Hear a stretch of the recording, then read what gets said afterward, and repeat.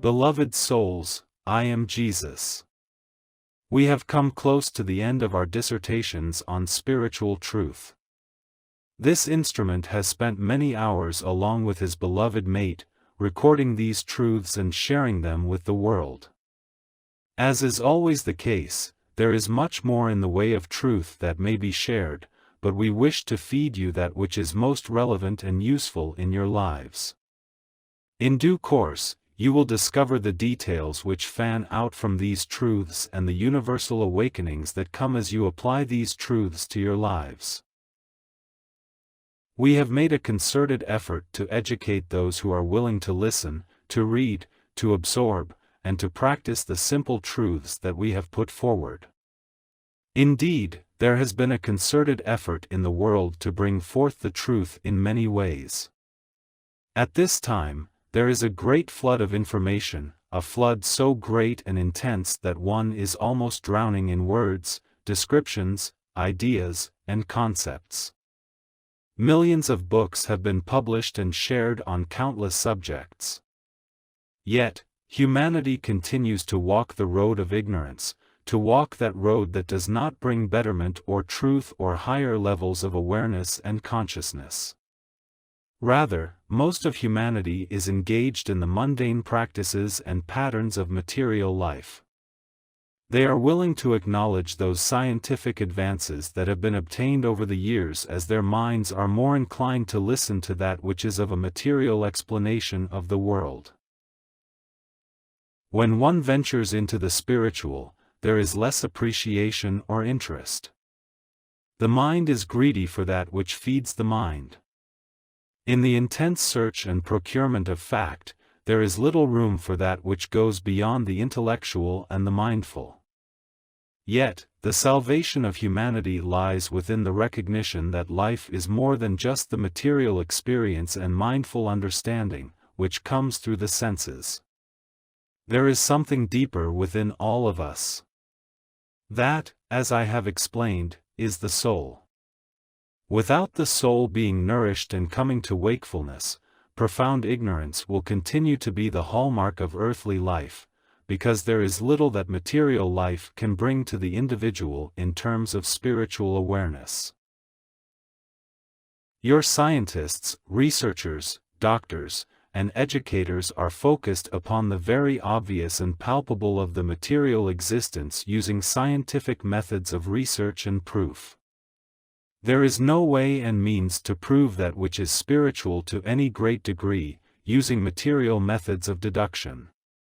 Those who are firmly embroiled within the mental perspective will not accept proof even of life beyond the material plane. They live with blinders firmly in place, unable to venture beyond the strictures of their perspective and paradigms. Yet, this is slowly breaking down, even as those who are in power and have been empowered by their great intellectual prowess and cannot see beyond the barriers of their own makings, and therefore live in a world that sees only one perspective, one fraction of what is the truth of the universe. They wait for material proof to bring greater awareness to them. In terms of the mechanical universe, this perspective has borne much fruit, but what of the deeper parts of humanity? Those who study the brain tend to dissect consciousness and label it so that the function of the brain is the only avenue of consciousness, those parts identified and categorized. Yet, there is something more than just material consciousness. Even a child understands this. Every individual feels deeply, can intuit many things, has within them a deep sense of what life means to them and reveals to them. Those who have set these sensibilities into religions and belief systems come closer to the true meaning of life, though often they fail because too many use the faculties of the brain and mind to discern that which is of the soul. The soul remains inaccessible to many in your world because they are overwhelmed by the human condition, the great flow of information and stimuli which comes with modern life. Those peoples who lived in simpler times had greater access to deeper levels of consciousness and soulful knowings. They were not obstructed by the great demands of life in your modern world. The material life certainly puts its demands upon the individual as the earthly life insists upon doing, but those demands were not so great that there were times of deep contemplation, of considering the deeper meanings of life. In your fast-paced world, there is no time for such things unless one segments that time and utilizes it with intensity and purpose. Even then, the energetic and psychic conditions of your world impinge upon the consciousness of every individual. It does indeed take a great deal of effort to go deep within. Some have made going within a mental practice and found some gratification, insight and experience by calming the mind. Yet, we teach something different, to not only calm the mind, but to go deeper and discover the soul, putting aside the mental biases and barriers which limit the experience of spiritual awakening. Many are reluctant to include God in their spiritual search, as has been the case in humanity from the beginning. There is a deep inclination to be self-absorbed and self-empowered, thereby neglecting the potential for a deep relationship with their Creator. As I have taught for thousands of years, that in this relationship with God, your Creator, what I call our loving Father, there is the sustenance that can be given to the soul to awaken it and empower it. That sustenance is the love of God. Unfortunately, the concept of God and love put together is a very foreign idea to many. Often, the concept of God as taught by orthodox religions is of a being full of wrath, rules, and judgment. In Orthodox Christianity, I have been associated with these ideas. They have gone as far as to include me in the Godhead, the Trinity as has been taught in biblical scriptures. Yet, this is entirely false. I am not part of the Godhead. I walked the earth as a man, but a man who received many blessings from God and was given the truth of His love. I shared this truth with my brothers and sisters as best I could.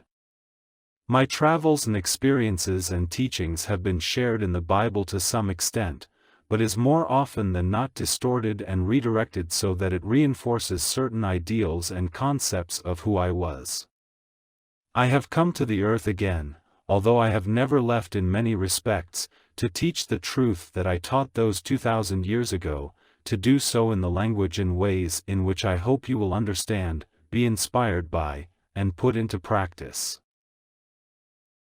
These truths, the wonderful opportunity that God has beset humanity with, to awaken to and be awakened by the great essence of God, His love flowing into your souls. It is a treasure made available to every soul, yet there are few takers. Few truly understand the wonderment and immensity of this gift that is offered to every soul. So, we are here today and have come many times to speak of this truth and this opportunity, for it is the key to the salvation of humanity. Humanity continues to be on the brink of great disharmony, even self-destruction. The time is nigh for those who see beyond the superficiality of materialism and wish to go deeper into their own spiritual selves and potentials, to speak up, to share this truth, to implore your brothers and sisters to come to God in prayer, to seek humbly His blessings. So much fear has been sown within the hearts of men regarding their relationship with God. In truth, God is all-loving and forgiving and merciful. God does not judge. God only loves. So, we cannot judge. Rather, in the flow of love, we are God's servants, who are here to assist humanity to struggle toward greater light and truth. The simple truth has been given. It is now for those who wish to aspire toward that which is higher and of the highest to apply these truths in their daily lives, to walk upon this world as a light and to be an example. An example worth following that inspires and draws many to them. I was such an example upon the earth. I invite each of you to follow my example, which was to give love, to give comfort, to give truth, to be a channel for God to bless humanity. I know that this is not an easy task, for even in my day, those who knew me laughed at my efforts. They did not understand. Those who were threatened by me eventually removed me from the scene. Today, however, there is more flexibility of thought and more receptivity of ideas and spiritual practices. So, I do not believe that your lives are in danger by speaking the truth. Rather, it is your own reluctance to be criticized and to be shunned by those you love that often stands in the way of acting as God's pure and beautiful channels for the world. Many of you are comfortable in your daily life. You have attained a measure of wealth, are settled in your ways and ideas, and casually entertain these truths of which have been given. Yet, within your souls is a great yearning to further commit to these truths, to awaken more fully to these truths and to live a life that is more in alignment with these truths. That you may put love beyond all other things in your life, that you may express love in a multiplicity of ways, and you may indeed be in alignment with God in a conscious and powerful way. All these things are possible and plausible, given your willingness to awaken and commit to these simple truths. Understanding that the life that you live upon the earth plane is but a mere drop in the ocean of your continued existence. But indeed, this first step in life as a realized materialized being is crucial in terms of the direction and flow of your life when you enter into the world of spirit. It is of the utmost importance that you come to realize that what you feel and think and what you do has a great bearing upon your future existence. So, we have come to help you understand how this is of such importance. I believe if you read through the many lessons that have been proffered to you, you will obtain a picture that is wide in scope and knowledge of what is truly the reality of life, what God has created, and what you live. We have urged you to release the illusions of your mind to that which humanity has created and insists that it is the reality of life, to go beyond this reality to that solid ground of God's creation, of your relationship with your Creator, so that you may find freedom and joy in this, so that love may abound within your hearts, that knowledge will come to your soul and your mind, that truth will become the credo of your existence rather than to subscribe to the old and tired ways of humanity's erroneous vision and depiction of what life truly is. Materialism is the great Achilles heel of humanity. It continues to hold the consciousness of man to the very ground rather than inspire their higher selves to something greater and more in alignment with their true natures. Materialism is also killing your world, as you continue to strip it of its resources and vitality in order to fabricate things that you believe you need and want. There is causing a great imbalance that needs to be rectified and brought back into the harmony that is intended. You are all responsible to do your part to bring that balance to the world. As you grow in divine love and your soul is awakened, so you will see how you may do so. You will see the great openings and opportunities that God will place before you so that you might be His active instrument to change the world. The power of love is the greatest power of all. Yet, it is that power that is ignored by man. Man has romanticized love, made it into something that is more aligned with his material and animal nature, rather than that which is of the higher self, the soul. This message has been repeated over and over again. A message given to your children, who grow up and give to their children, and so on, but true love is the expression of the soul awakened by the essence of God given as a gift. This higher love brings with it many blessings and opens many faculties, allowing the individual to see and feel and know with more clarity and understanding of the true essence of life and the true meaning of life. It is time for humanity to awaken to these things. As humanity continues to degrade in its human expressions and lower animal instincts, so it is in danger of descending into deeper darkness, thereby making their struggle something that is tremendous in scope and difficulty. Humanity sits upon the precipice, yet God has deemed it possible that all manner of assistance, support and upliftment is given at this time. A great door of opportunity has opened for the world, and God's blessings continue to flow in ever greater intensity. These blessings are helping to ignite transformative elements and aspects of the material world and the spiritual world, so that humanity is uplifted and the entire world is receiving the benefits of healing and realignment. It is a great choice given, an opportunity to see beyond those blinkered perspectives that humanity has developed and so desires to uphold, so that it may come to a great shift of consciousness and recognition.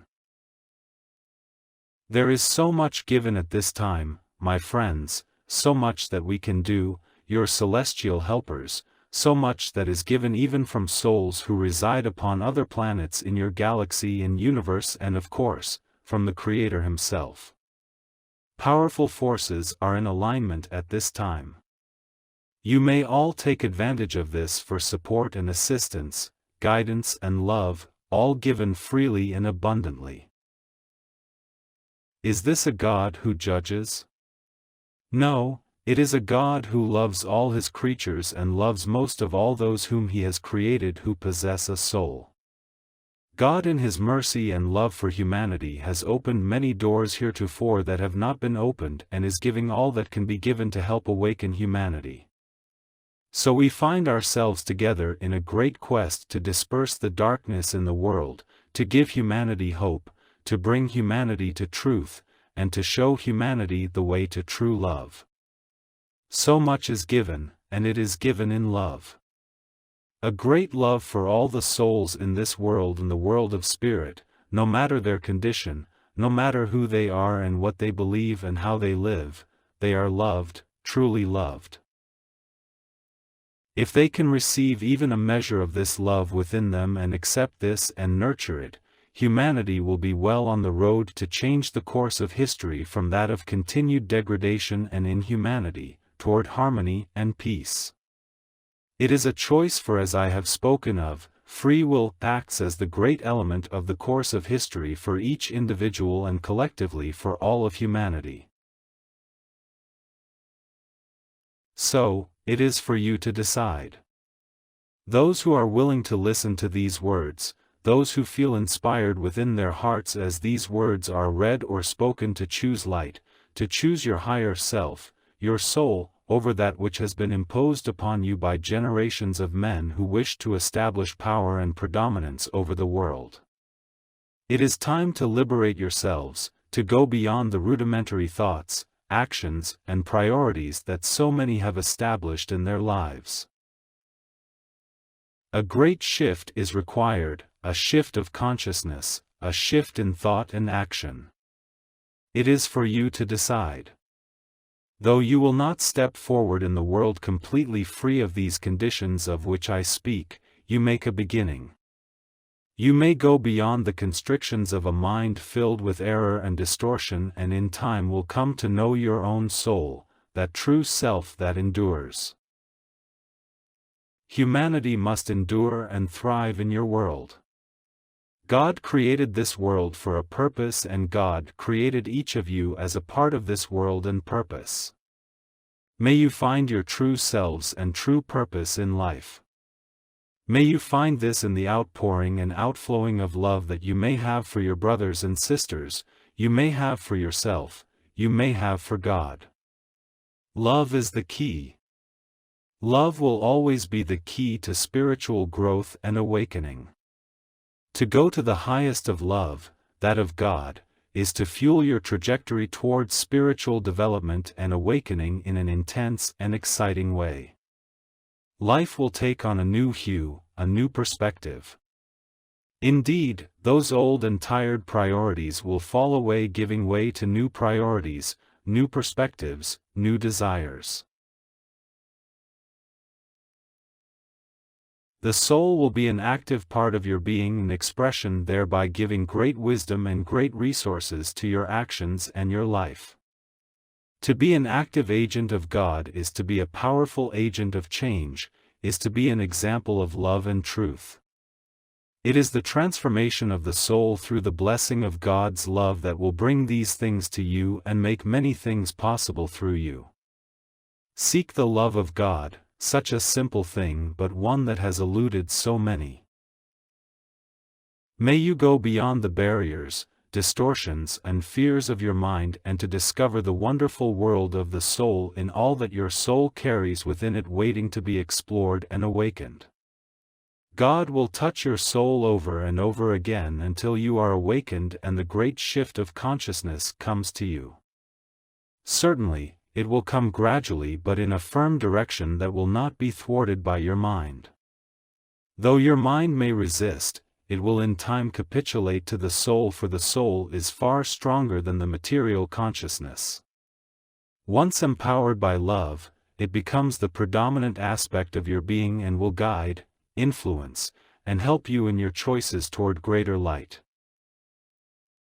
May God bless you all upon this journey. May you come to hear my words in the sincerity, power of truth and love that it is given, for I love each and every soul upon this world, each and every soul that God has created. When one is in alignment with God, this love for all grows and will not cease. It is the truth that comes with the great blessings of the Father's love. God bless you, beloved friends. May He keep you in His care and light. May He guide you and show you the way to the salvation of your soul, where you will be reclaimed in love, bathed in love, healed in love. All that is given in the great and wondrous power of love that is the soul of God. God bless you, my beloveds. I am your brother and friend Jesus, and I love you. God bless you.